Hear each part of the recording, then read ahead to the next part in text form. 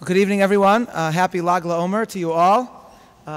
As the 10th minister of Shearith Israel since the revolution, it's my great pleasure and privilege to welcome you here, celebrating 360 years of Jews in America and celebrating David and Becky Nathan. And we have a very special program for you tonight. We'll have words of tribute from our Parnas, Louis Solomon. Then we will have remarks from Rebecca Nathan. And then we will hear from Aaron and Daniel Nathan. And then words of tribute from Rabbi Hidary. And then remarks from David Nathan. And then I will deliver brief remarks, following which, as part of a partnership between Shearith Israel and Beit Hatfutsot, the Museum of the Jewish People, there will be a hard-hitting, meet-the-press style interview with our honorees and myself. So we begin with our Parnas, Louis Solomon. Thank you. Rabbi, thank you very much. And on behalf of my co-officers, Michael Lustig and Michael Katz, and the whole Board of Trustees, let me add our thanks to all of you, not to them, for being clever enough to have the Nathans in our lives. So I wish everybody congratulations and very well done. Is someone having trouble hearing me? Shall I speak up? Okay. First, a few words to all of the Nathans except David. Not much to say. I actually think that you're all very cool. Becky is cool. David's mother is cool. David's father was cool. I knew him, and I'm telling you, he was cool. David and Becky's kids are very cool. There's a slight indiscretion about Yale that I'm going to pass for now. Not a big deal, but David's not cool. David is not cool, is he? See, he's not. So why is he so dear to us? And why do we cling to him? And I've actually thought about that a lot. I'm going to try to give an answer, but to answer it, I need one question first. The question is, why do we, in particular at this synagogue, we're not the only ones, have this love affair, this obsession with how long we've been around? I don't mean 10th minister. I don't mean that, because that would be disrespectful, and I'm not trying to be that. I mean that, you know, they've been here 5 generations, 6 generations, 16 generations. Okay, why this obsession? All right, let me tell everybody a secret. I'm going to let you in on this. I have it on fairly good authority that everyone, virtually everyone in this room, had an ancestor around 5, 15, 16 generations ago.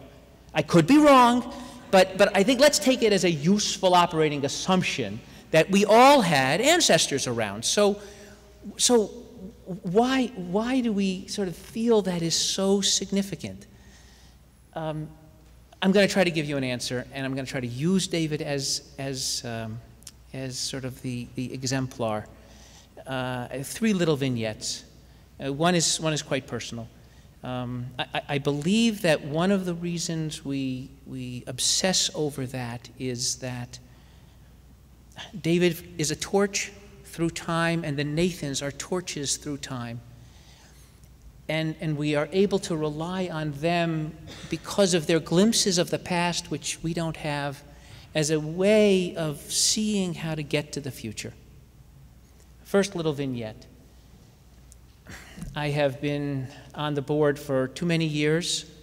In case anybody doesn't know, I am the Parnas who wasn't ever able to do what David was able to do when I succeeded him. So that's in case I needed that introduction. But for it's not 16 generations, but close to 16 years, I have been dialoguing with David, discussing things with David, disagreeing with David. David was senior to me, first as a trustee and then as Parnas when I became Sagan, for a dozen plus years. Innumerable dialogues, innumerable disagreements. The number of times that David pulled rank on me is exactly 0. The number of times that there was any rancor, any heatedness in the discussion is exactly 0. Anybody who knows me will see, look, even if I were a reasonable person, that would be a feat on his part that nobody else I know in the world could actually do. But if you know me just a little, you know how magical that is. Okay, how truly a treasure that is. That is his personality. That is how he deals with people. I was his co-equal from day one. He was never Parnas when I was Sagan. We had lots of problems, including Peter, by the way, who's not here, Peter Neustatter. Imagine being his Sagan. And we had a lot of things to do. And he's done an enormous amount that I hope other people will talk about. That's not what I want to talk about. But him as a personality, that is the best I can do to give you my own personal glimpse. And now I have 2 others. The first is not 16 generations ago, but I think 160 generations ago, was in fact David's namesake. David's namesake, please don't correct me, Rabbi, when I'm wrong, not David, but Nathan. And in the 2nd book of Samuel's, we learn how that first Nathan had to go into David, the king, a man who knew war, who knew power, who lived by power, and explain to David that the way that you kind of embrace sort of the pantheon of Jewish leaders was not to have an adulterous affair with your neighbor's wife and then send your neighbor off to war so that he would get killed. And since that's what David did, it was left to Nathan to go in and explain to him that that wasn't perfect. And I commend it to you. Read it. And you will see sort of the lightness of touch, the effectiveness without needing to pound tables of David's primogenitor, or at least his namesake. So that's my 2nd story. And my 3rd story relates to a piece of the Talmud that, in fact, it was our daughter 4 or 5 years ago who was in this synagogue explaining to the synagogue how in the tractate of Megillah,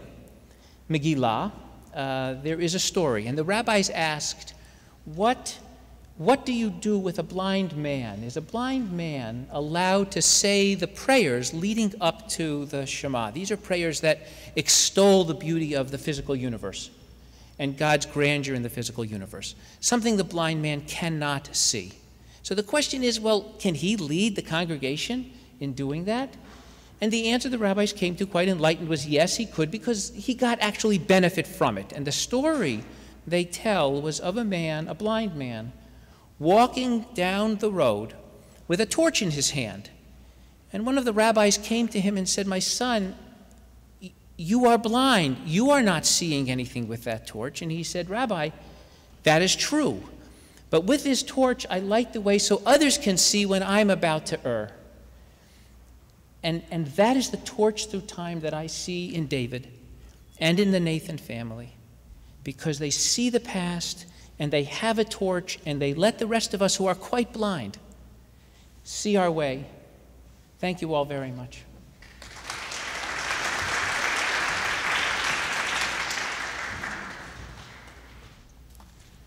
Welcome, everybody, and thank you for coming.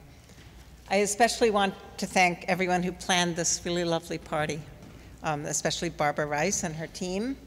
And I hope that you will all stay after the program for dessert and to enjoy some more of the music.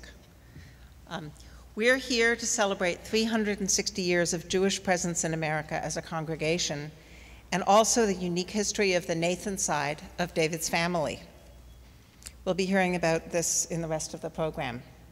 The story of my own Jewish history which I will confine to my very brief remarks, is of things coming around in a circle. My father was the son of Russian Jewish immigrants to Canada. My mother is not Jewish. I knew almost nothing of my own family history. Unlike David's close and affectionate relationships with his grandparents, I hardly knew either set of my own grandparents or anything about the lives that my father's parents, whom I called Bubby and Zeta, that was about the extent of the Jewish content of that part of my life, they lived back in Tsarist Russia. Knowing very little of that history, I also knew very little of Jewish life. When I met David, I was surprised to find ourselves talking about conversion as we got more serious in our dating life. But when I got to know Ruth and Edgar and Sarah and the rest of David's large and wonderful family, the idea of affirming the importance of Jewish values began to make a lot of sense to me. My life was circling back to a historical tradition that almost got interrupted and ended in my generation, and then it didn't. Sticking with this theme of family and of generations, I want to expand the picture of family life that is such an important part of David's history at Shearith Israel. You will be glad to hear that the David that you all know, the David in a top hat, is not the only David Nathan. David also wears many other hats. There's the lawyer's hat, but I'm not referring to that. I mean the bicycle helmet. I mean the warm winter hat for cross-country skiing on the lake, the Mets hat for playing ball in the park, the gondolier hat for stand-up paddleboarding, and even an ice climbing helmet for hiking over glaciers in the Canadian Rockies. At these events, it's customary to read letters from public figures, a tradition, of course, that dates back to the George Washington administration. But instead of reading a letter from Senator Schumer or from Governor Cuomo, I'm going to read one, a real one, that came from someone who knows David in a different hat. In that sense, it is particularly meaningful, and it may even embarrass David a little bit, but I hope in a good way. Dear David, congratulations on the honors, that's spelled H-O-N-O-U-R-S, being bestowed on you this evening. From the perspective of our relatively young Western Canadian mountain culture, the thought of your descendants and synagogue being in North America since 1654 is fascinating. All the best to you this evening, and I look forward to seeing you this summer. Signed, Larry Stanier, Mountain Guide, Canmore, Alberta. It seems that 360 years of family history in America has not stopped David from becoming a respected citizen of Western Canada. I've touched on many of the elements of David's life tonight: his family, Shearith Israel, his connections to Jewish life in New York. I'm sure there will be more discussion of this in the rest of the evening. But the point of all of this is very simple. They are all ways that David connects with and enjoys the most important things in his life: his family, his friends, and his community.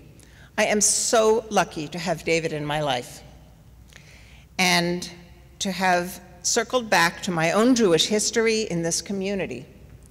David and I both feel incredibly blessed to have been able to raise our 4 boys here in this congregation, and we are looking forward to many more years to come. Thank you.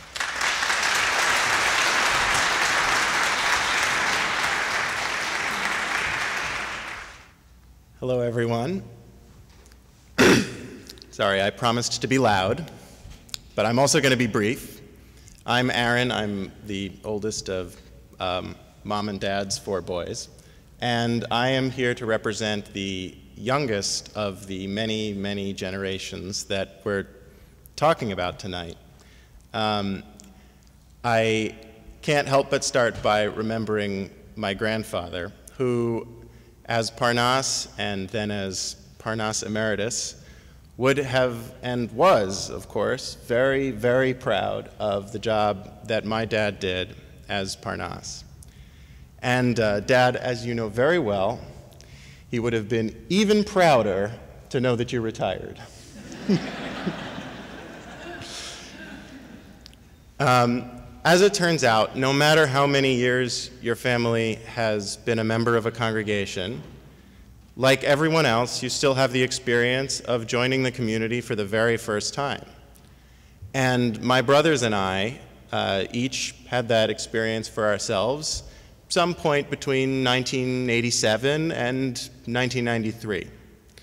And since then, it has been an utterly loving and meaningful and spiritual experience for all of us that I don't think has anything to do with the fact that our ancestors have been here since 1654. I think it has everything to do with the fact that the four of us were born now and have had the pleasure of being a part of Shearith Israel today, when it is a thriving and vibrant Jewish community that has welcomed us and taken care of us. And you can probably tell where I'm going with this. I feel that a lot of that is a tribute to the work that my dad has done with all of you over the last many years. My first memory of this congregation is actually when my grandfather retired as Parnas and returned from the banca here to sit with us in our seats. I think I could read at the time, but I don't think it had occurred to me that he actually had a seat over here. But I never had that illusion about my father. I knew that that's where he belonged because he tended to bend the rules a little bit when it came to being able to spend a little extra time with us during services. And that is just one of many ways, a minor one to be sure, that my dad has made sure to renew even the most sacred of traditions and protocols so that this congregation and the people in it could continue to have a warm and meaningful relationship with it. I have one other example of this kind of generational change, which is why I have a Siddur up here with me. And it actually has to do with a book that I always love to go and pull down off the shelf at my grandparents' apartment on 92nd Street. The last time I did this was at Seder a few weeks ago. And it's a Siddur. It's a Siddur that this congregation used roughly 250 years ago. And I always flip open the page to the prayer for the government, which includes an English translation. And it begins exactly as you probably know it. He who dispenses deliverance unto kings and dominion unto princes, and so on. May he bless, guard, preserve, and protect His Majesty King George III and Her Royal Highness Queen Charlotte. Now you have to imagine that at some point in this congregation's history, in our family's history, and the families of a lot of people in this city, that became very unpopular very quickly. And like a lot of other things about our community, it changed. And we can still go and open that Siddur very carefully when we want to. But I think that when thinking about the history in this place and in our family, the lesson that I learned growing up with my mom and dad is that much like the maxim at the Seder that we all read last month, that in every generation, each of us is obligated to see ourselves as though we went out from Egypt, that the motto that my dad lived by as Parnas was a little bit different. And that is, sort of, write this, Bechol dor vador chayav Parnas, or something like that. But in every generation, a Parnas is obligated to see himself as though he were entering the congregation for the very first time. And that is the principle that my dad has lived by in this congregation, and it has given me and my brothers, and I hope all of you, an experience that we can never thank him enough for, but we can try tonight. Thank you.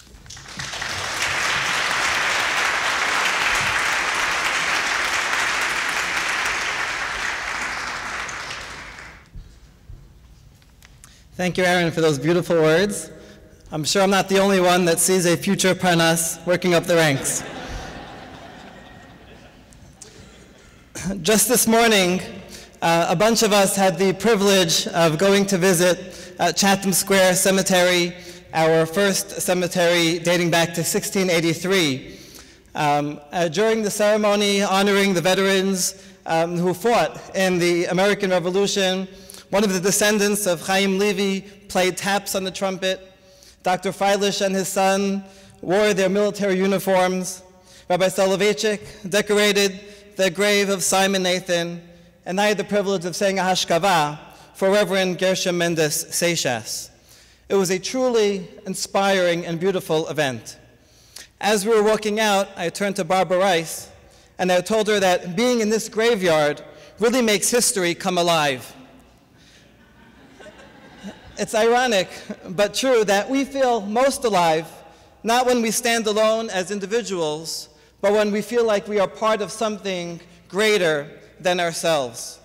So as we stand here today and celebrate 360 years, twice Chai times 10, of Jewish community in America, we feel especially proud to be part of this vibrant congregation.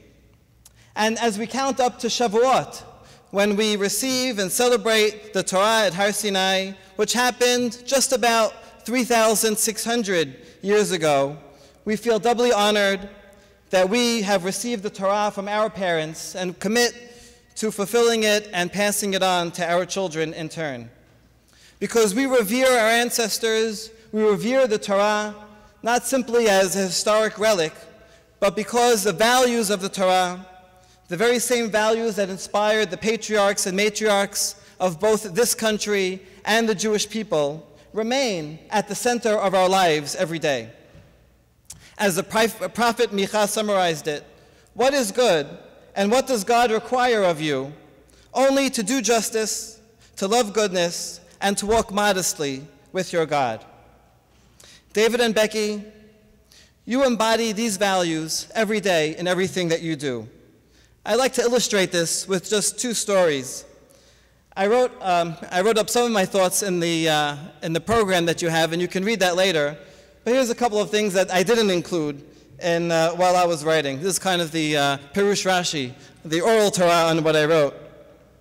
So I wrote that when David dons his morning suit and his top hat and walks up to the banca, I feel like this entire sanctuary, already glorious as it is, has an added atmosphere of gravitas and warmth. What I didn't write is that David doesn't particularly care for formal wear, even though he looks very dapper in it. And when I told David once that he should really wear it throughout the day and walk home in his morning suit as well, he told me that he will do it on the day that I walk home in my robe and lace and hat. So I want to tell you, David, that I am now ready to take on your challenge.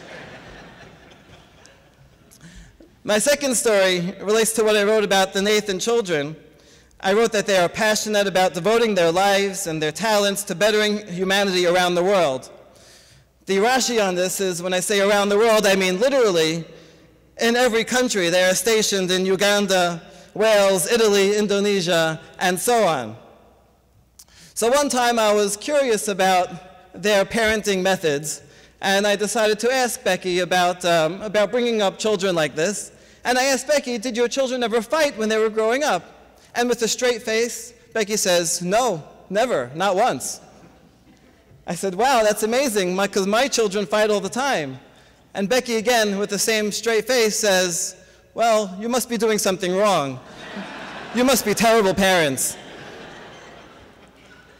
So now I know not to start up.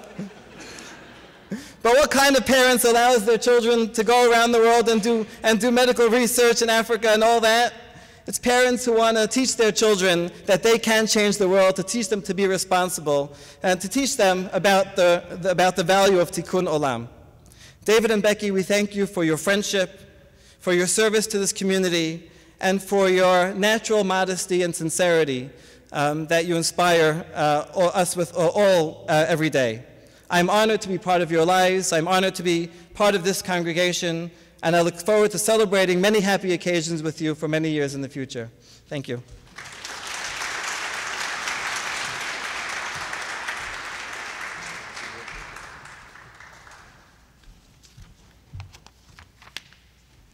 Thank you all. My remarks will be brief, and they may not be as personal as Becky's or Aaron's, because none of you want to see a grown Parnas or Parnas emeritus cry. So rabbis, friends, many thanks to all of you. Yesterday morning, I was pitching in, and even though I've retired as the Parnas of the congregation, in the absence of the other officers, I put on my top hat once again, and I presided at services. I was up there. My friend Seth Haberman was called to the Torah. Seth came over, he smiled at me, and he saw me once again wearing the top hat, and he whispered to me, "You can't really ever leave the olive oil business." I laughed quietly on the Tibah, but happily, unlike Michael Corleone, my life here and our lives here are directed by choice and, in the best sense of the word, obligation. It's obligation driven by the power and meaning of this place, the beauty of this community, and what it does to enrich our lives. I've been thinking about just what it is. What is the pull that this congregation and this community has on so many of us who are so different and come from every corner of the earth? And here's an amazing and actually amazingly Jewish fact, that a lifetime coming here has filled me with nostalgia for the childhood of everyone else. I feel nostalgic for the memories of everyone else, of all of my friends here, who I've known some for 58 years. For example, each year, is Saul here? Is Saul Lanyado in the room? So I'm sorry Saul's not here. But every year, the Shabbat before December 7th, and obviously I was not alive on December 7th, 1941, but every year on December 7th, I know that the Shabbat before or the Shabbat after, if I'm here, I get to cry a little bit at the poignancy of seeing Saul go up to the Torah and say a hashkabah for his two dear friends who died during the war. And then the joyous part comes when I get to sit with Saul after he's done, and he tells me about the joy of their lives together in school. And that story of Saul's becomes my story. It ties us together. And I can go on and on and on with examples. I can go around the room, and I have, over the years, connected with so many people and feel so powerfully connected to their life stories. When our boys were little, when we were done with synagogue, we would walk as a group up Central Park West. The whole Upper West Side crowd moved up Central Park West together. And this group was a microcosm of Shearith Israel. My father and his cousin Ruth were the old American blue bloods. Ruth more than my father. Ruth was both a Hendricks and a Nathan. So they were the real blue blood original settlers. And then there was all the rest of us. Jack Calderon, who many of you know, my boys would just instinctively take Jack's, one would take one hand, one would take the other hand, and they would start looking for out-of-town license plates. That was their quest. But then Jack would start to talk about his childhood in Brooklyn and Sephardic Brooklyn. And again, I feel like I can smell Jack's Sephardic Brooklyn. And then we would hear the stories of Iraq, Russia, Poland. It all came together here. I used to tell Gilles' father, Mr. Sion, who sat here, and my father would sit there, and I would always marvel that, you know, Gilles' father grew up in Egypt. My father grew up on the Upper West Side. Here they found in each other a shared dignity. And I used to tell them they were the luckiest people in the room because they could sit here with their children and their grandchildren together. It was just a beautiful late-in-life friendship. And again, you see that again and again and again.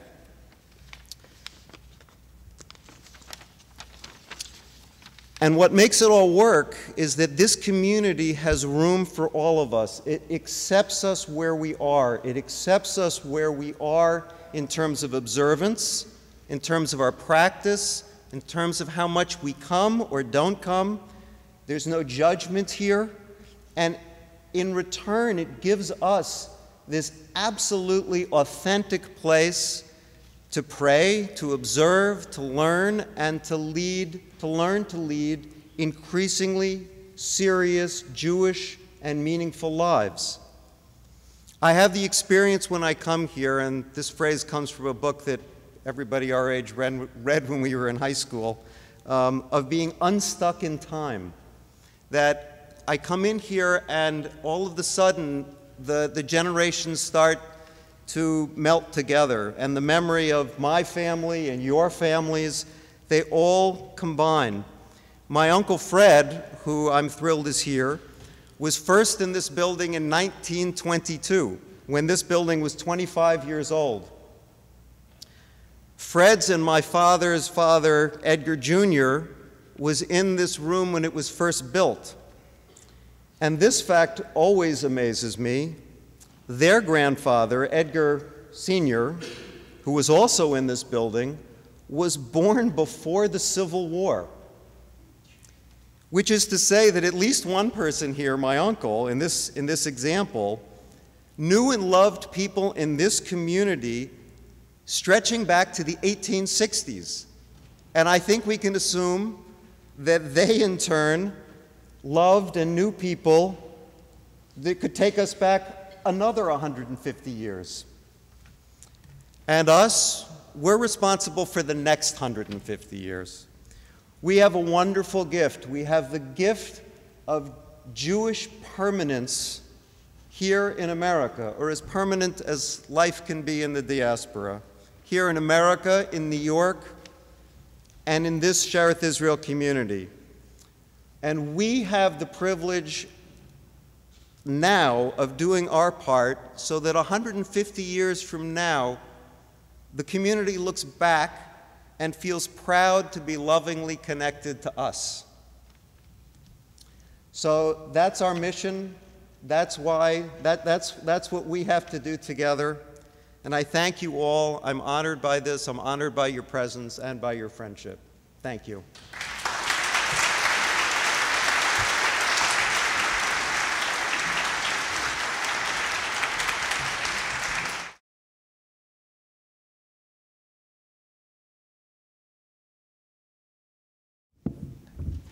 Just a few brief words before we begin the intense, hard-hitting interview that's about to take place. In preparation for our encounter this evening, I did extensive research into the history of the Nathan family, by which I mean I spent at least 10 minutes on Google, Googling Simon Nathan, Satius Nathan, Gershom Satius Nathan, Satius Nathan, Satius Nathan, Satius Nathan, Solus Nathan, and other ancestors that we'll be meeting in this interview this evening. But, of course, the story begins with Simon Nathan, whose grave I had the honor of decorating today. And I want to share you before we begin one story, one nugget that I have discovered, that I have actually unearthed, and this is a true historical fact. And yet, as I spread throughout the room downstairs talking to members of the Nathan family, they seemed unaware of this. And I'm very proud of this historical discovery. It was in 1779. I'm not making this up. You can Google it afterwards, and if it's on the internet, you know it's true. Okay? It was in 1779 that 500 troops, American troops, at Fort Pitt in Virginia were dire need of clothing and equipment. And so the governor of Virginia, a man by the name of Thomas, one second, I have it here, Thomas Jefferson, okay, turned for a loan to a merchant by the name of Simon Nathan. Simon Nathan loaned him 300,000 continental dollars. And we actually have a letter from Thomas Jefferson thanking Simon Nathan for this loan, allowing them to equip the soldiers at Fort Pitt. The governor of Virginia, Governor Jefferson, served from 1779 till 1781, then retired from the governorship and largely faded into obscurity. But Simon Nathan became part of the leadership of Shearith Israel. Now, if you fast forward, Simon Nathan then appears in the records of the United States government, because after the Constitution, Simon Nathan came to the Secretary of the Treasury, a man by the name of Alexander Hamilton, a longtime pal of Thomas Jefferson, and asked for his money back. And we have a letter from Alexander Hamilton, a memo responding to that, saying, it's not my problem, it's Virginia's problem. Virginia borrowed the money, it's Virginia's problem. And then, of course, Virginia, on the other hand, says, it's not our problem, we're now part of the United States, it's the United States' problem. But I've come to the conclusion, and indeed the discovery, that the United States and the state of Virginia owes the Nathans a lot of money. Now, I've done the math, okay? If you take 300,000 continental dollars in 1779, okay, fast forward some 2.5 centuries, with a modest interest rate, we're talking, around, I think, $1,000 billion. And that's just doing the math conservatively. Now, all I ask for this discovery from the Nathans is 10% finder's fee and maybe a little bit for the synagogue on the side as well. That's less important, but still, that would be nice. And this is absolutely true, and you can look this all up, and I leave this. If the Nathans need a lawyer, I'll be happy to recommend one or two to litigate this case for them. But the truth is that as true as this is, and as unpaid a debt this might be, the fact is it actually captures what brings us here today. Because it was Rabbi Joseph Soloveitchik who pointed out that oddly enough in Hebrew, the word to thank, lahodot, or to be modeh, as we say in tefillah, modim anachnu lach, right? We thank God, we are grateful to you, God, is actually the same term that appears in the halakha for cases of confessing to debts. To admit to a debt that you owe someone in court, in Jewish law, is called to hoda'ah. And the field of civil law relating to obligations stemming from confessions of debts is called hoda'ot v'halva'ot. So why do we have the same word for expressing gratitude and for acknowledging a financial debt? And the answer, said Rabbi Soloveitchik, is that in any true expression of gratitude, it's not just a perfunctory thanks. A waiter brings you a glass of water in a restaurant and you say thank you, you're just being polite. He has to do it. You don't owe the waiter anything. But in a true expression of hoda'ah, you are actually admitting to a debt. What you are saying to somebody when you are being modeh to them, when you are thanking them from the bottom of your heart, what you are saying is, we had no right to expect this. And now, because of the kindness that you have showed me, that you have showed us, we are now forever in your debt. And that, of course, is what we are doing here this evening. What we are doing is recognizing David and Becky and his family, the next generation and the generations that have come before, for all that they have been to us and to our community. The friendship that they have shown all of us, the warmth and the grace that is to experience them every day, and the unstinting devotion to the families of Shearith Israel, a devotion that none of us had a right to expect, and that we are now modeh to them for this, from the bottom of our hearts. As for me, someone who came and spent this year here now, a glorious year, I too have to be modeh to the Nathans for their friendship. We met, David and Becky and I and Barbara, to speak about the interview. And Becky spoke a little bit about her own life, which you just saw, which you just heard her speak about so beautifully. And she said, when I first met David, I could never have imagined that I would be here. And I said, you know what? When I first met David, I could never have imagined that I'd be here. And now here we both are. And I myself now have to express hoda'ah on behalf of myself and on behalf of my family, not just for Shearith Israel, but personally, for the extraordinary friendship that you have shown Le'Eliza and myself and our family in this glorious year that we have experienced. We look forward to many more. And Le'Eliza and I and all the Soloveitchiks are modeh to both of you from the bottom of our hearts. And now, the interview. I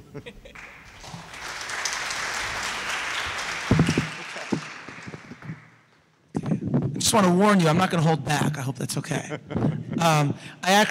Seth actually told me that in SAR, they're now putting on the play Arthur Miller's The Crucible.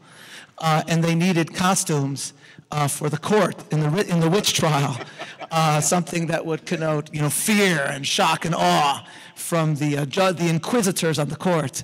And we actually lent them the ministers' gowns from Shearith Israel for this. So that's what's going to be happening here. It's going to be very scary. Okay. Now, because this is being recorded for posterity, for the records of Beit Hatfutsot, I just want to begin by making sure that I've got all my facts straight. Okay, so here we go. As I understand it, the story of the Nathan family in America begins with Simon Nathan, who arrived in New York from England sometime in the late 1740s. A supporter of the patriot cause. We're not going to talk about the members of your family who were loyalists. I'm saving that for a special lecture that's going to be coming in a couple weeks when I blow the lid wide open on all the families here. Okay?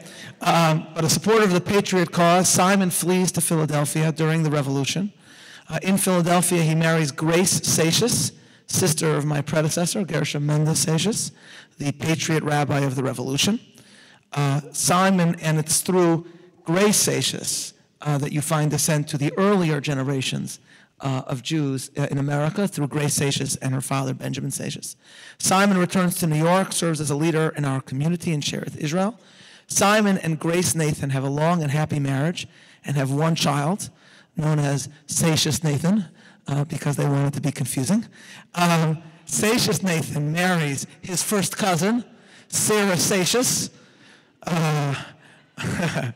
and making, as far as I could tell, her husband Seixas Nathan. And they have 15 children. 15 children. Actually, according to my research, Sarah Seixas was 17 when she married her husband Seixas Nathan. And they have 15 children, 14 of whom survive into adulthood, which is amazing for those days. One of their children, Gershom Nathan, named for Gershom Seixas, marries a member of the Gomez family, and one of their children is the first Edgar Joshua Nathan, which is your great-grandfather. How am I doing so far? Perfect. Excellent. Okay. But there's only one person here who would know if you were wrong. Oh, who is that? My uncle will be quiet. Okay. So which I appreciate. Thank you very much. Of course, as I mentioned before, Simon is also buried in Chatham Square, and we decorated his grave today. Now, we American Jews all have enormous love for this country because of the home made here by all of our families and the equality and opportunity that they found here. Can everybody hear me? Yes? Louder? Okay. We American Jews, how about now? Excellent. We all have enormous love for this country, for the home made here by our families and the equality and opportunity that they found here. But as we heard, your family is slightly different. When most of us want to talk about how far back we go in America, and we say our family came here before the war, we mean World War II. When you say our family came here before the war, you mean the Revolutionary War. So how has that impacted your Jewish experience of America?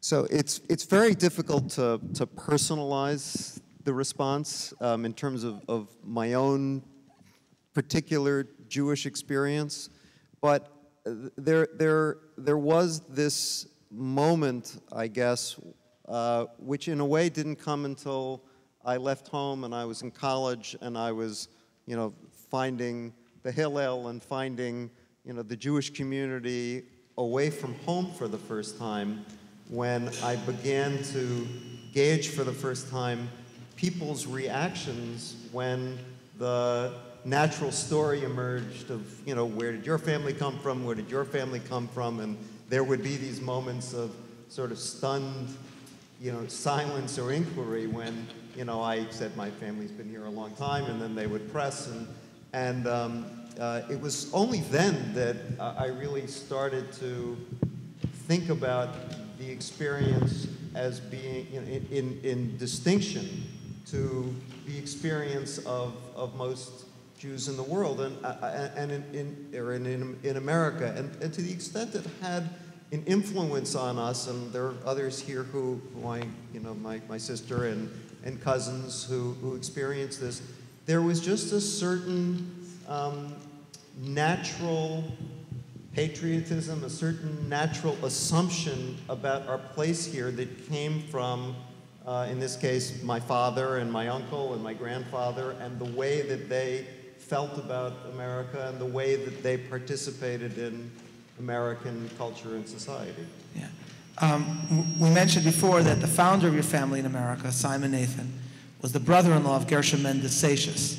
Their eldest grandchild, the eldest child of Seixas Nathan, Grace Nathan, married Jack Judah Lyons, who was for many decades the minister here as well. So your family's history of lay leadership in this synagogue is well known.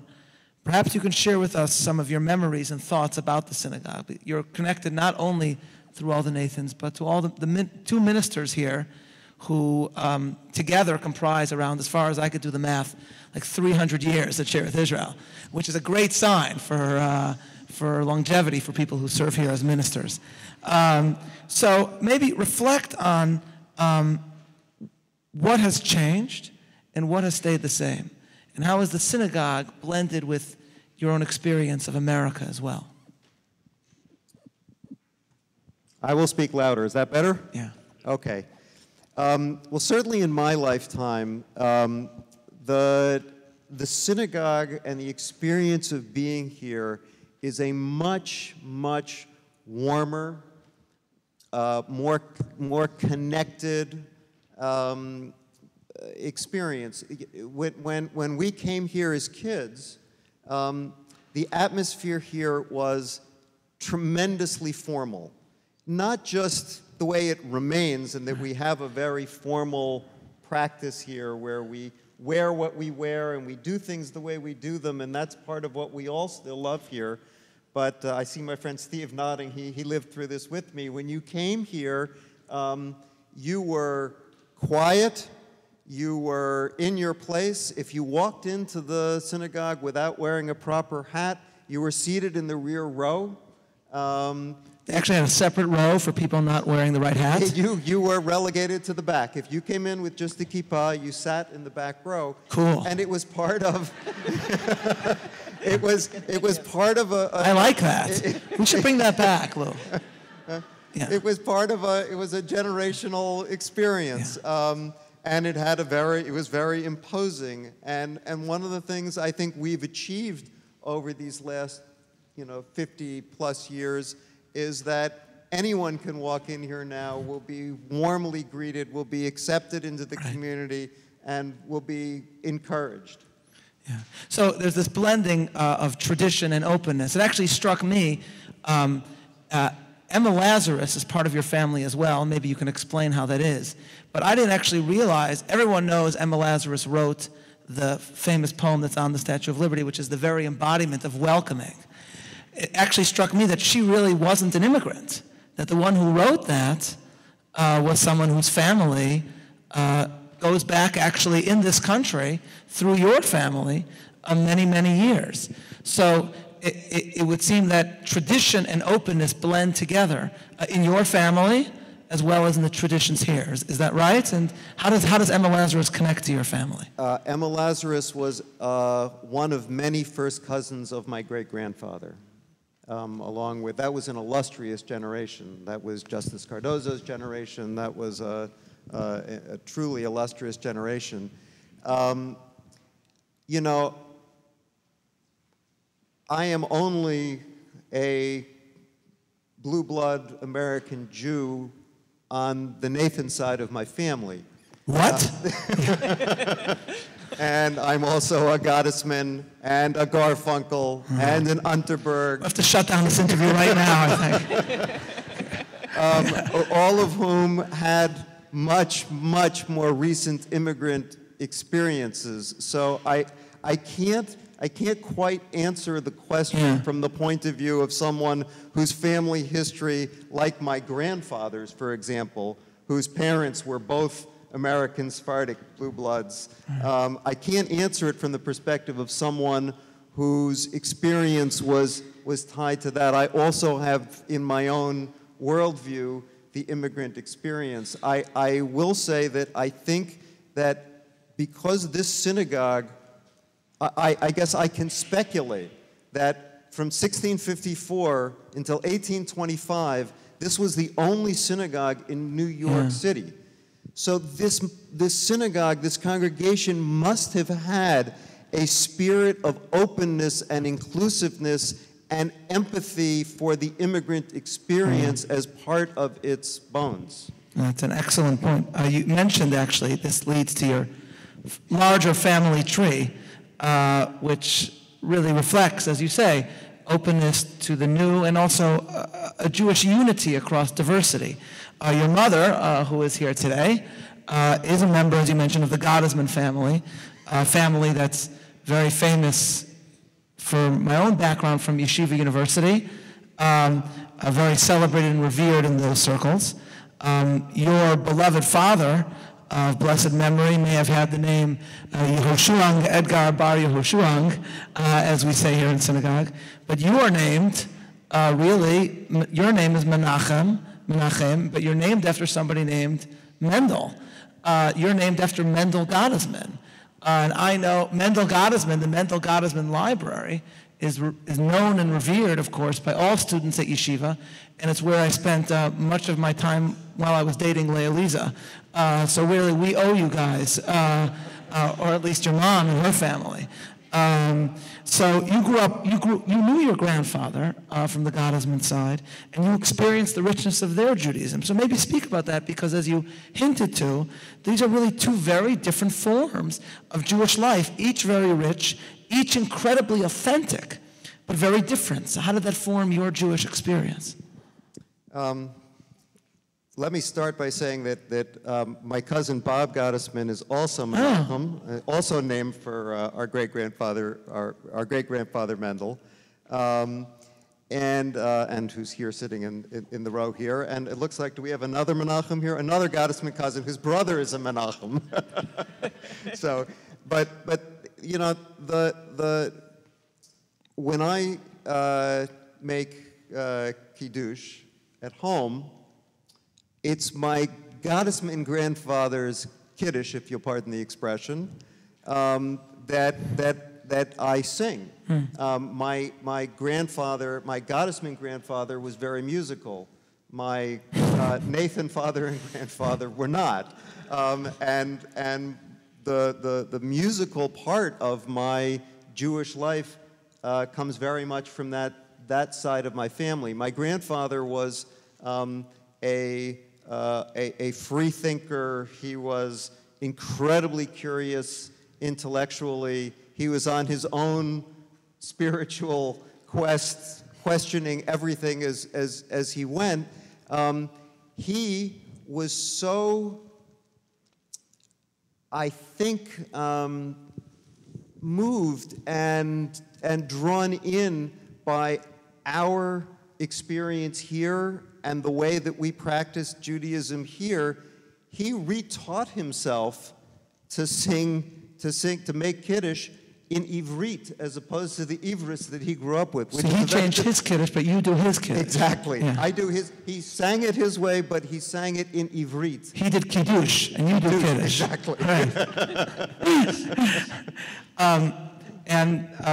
So this brings us to the next point. You know, the more I've been studying the history of this synagogue, the more I'm struck by the openness and unity that you stressed in your remarks. I mentioned before, I've been studying the different sides that were taken during the Revolutionary War. But you know what? After the Revolutionary War, the Jews came together here and went back to business as usual. What strikes me is how close the bonds between these early families were. I mean, they could have had, with the families we mentioned, Satius and Nathan, Hendricks, Gomez, this was an incredibly open society. And yet, even as they were very dedicated to the openness of America, they also remained incredibly close, close-knit with one another, despite political differences, despite very different views about what was going on in America. And I think that's very striking in general about American Jewish history. You know, one of my own favorite stories about the Civil War describes Meyer Levy of Philadelphia, who's a Union soldier who was, according to reports, was in a Virginia town on a Passover late in the war. It was right before Passover. And he saw a young boy sitting on the front steps of his home in Virginia eating a piece of matzah. And so Levy, quote, asked the boy for a piece. And the child runs indoors shouting to his mother, "Mother, there's a damn Yankee Jew outside." And the boy's mother invites this guy, Levy, to Seder that night, with the fact that he was part of the enemy, right, the conquering Northern Army being of no importance whatsoever. So I'm wondering, what is your own family story then, and the story of all these families taught you about the unique nature of the bond shared by members of the Jewish people when you see the bonds of these 3,000 Jews here in America or less in the time of the Revolution? On my mother's side of the family, on the Garfunkel side of the family, I had relatives on both sides of the Civil War. And I've often thought about that question. How could these good, I'm presuming good, I believe good, Jewish men and women have been on opposite sides of that war with everything that they shared and all of the values they shared, and how could that be? And I think part of the answer is you have to approach questions like that, which I trust they did, with great humility, and you have to hope that, you know, 100 years and 200 years from now, people will look back on us and they won't say, how could we have X, Y, or Z? We hope that we hope we rise to the occasion, and we hope that afterwards, whichever way we went, we learn, and at least we have a tradition and that binds us and that gives us the tools to do that. One of the 15 children, as you briefly referenced, one of the 15 children of Satius Nathan married Albert Cardoza, a father of Justice Cardoza, which is your cousin. And Albert Cardoza himself was a judge, I believe. Is that correct? Correct. So, and your own great-grandfather's law firm was Cardoza and Nathan. Correct. And that was, his partner was Justice Cardoza? I'm going to defer to my uncle on that. There were, perhaps not at the same time, but yes, they were in the same firm. Okay.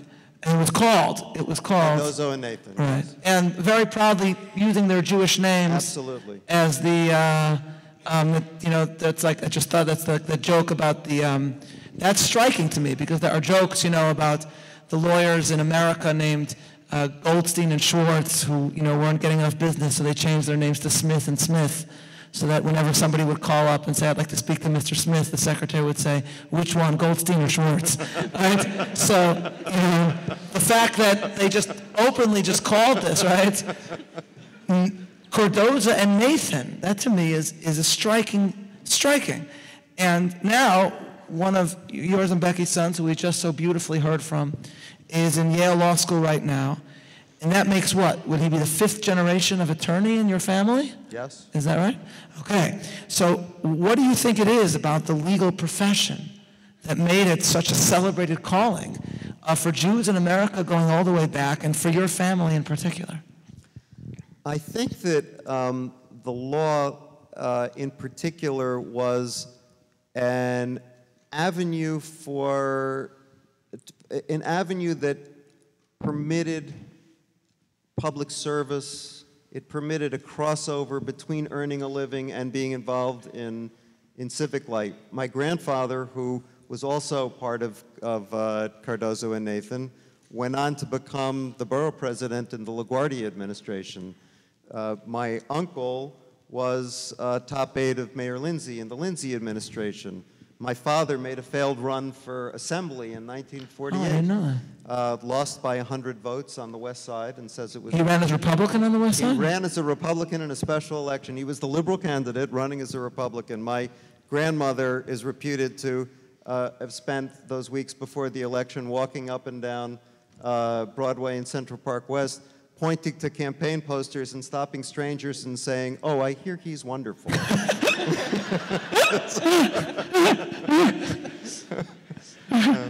So I do think that there were, I think it was, particularly in those days, it provided a way to go back and forth between public service and private practice. Well, you touch on this extraordinary aspect of that your family was so dedicated to public service itself. So it was your grandfather who was the borough president. Borough president, yes. And so maybe it's very striking. Maybe speak a little bit about you just briefly touched on it, but your family's own role in New York. And you've had a front row seat to both New York politics as well as Judaism in New York. And so no one better than you and your family could reflect on how it has evolved and changed. I'm not sure that I have any special prism on Jewish life in New York. I will tell you an anecdote about my grandfather's tenure, or actually when he ran for office as borough president, and this touches on what you were mentioning about using your name, your Jewish name, publicly. But this it was a very interesting wrinkle. I have at home a campaign card that they handed out at the subway stations. On the front of the card, it says Edgar J. Nathan Jr., and it gives his biography and explains why you should vote for him. The back of the campaign card is in Yiddish, and on the Yiddish side, they left out the junior, because if they'd seen that, they would have assumed he wasn't Jewish, and he would not have attracted the Jewish vote on the Lower East Side. So there were all of these wrinkles as to how you presented your Judaism, and for my grandfather also in particular, he was terribly proud of his Jewish identity, of his Jewish history. He, and my father did this as well, although my grandfather wore it more prominently, they were both active members of the Sons of the American Revolution. My grandfather wore the lapel pin of the Sons of the American Revolution. They did it not out of any filial sense of attachment to this particular organization.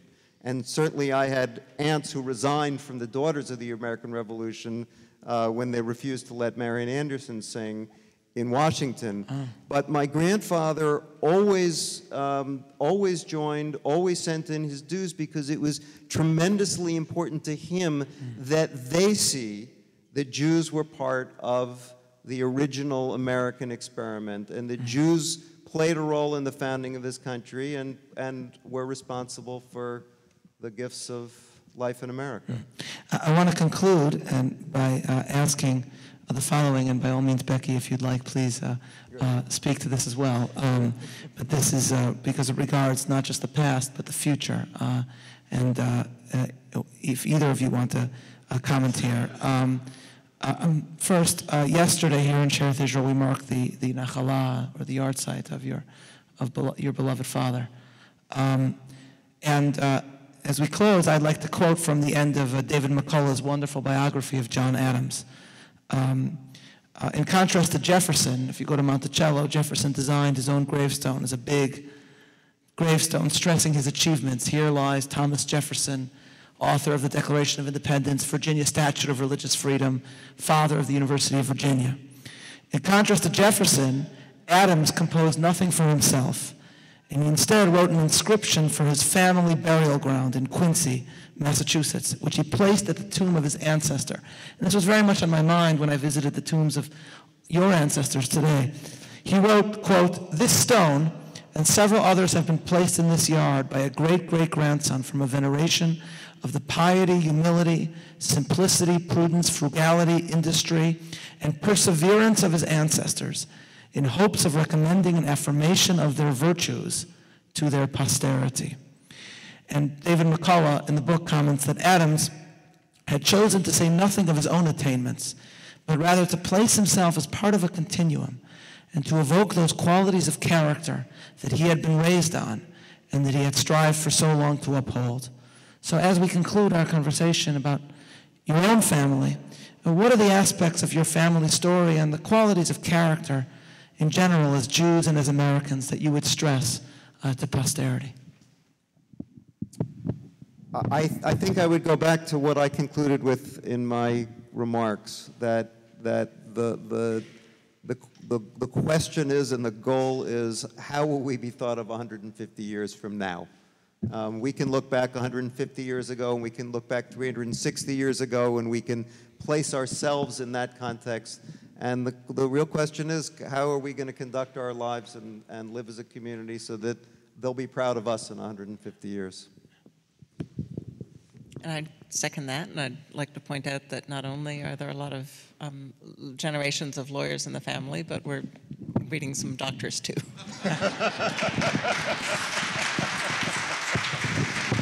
On that very, very Jewish note, I want to thank you all for a wonderful evening and for all that you do. Thank you. Please join us downstairs for dessert.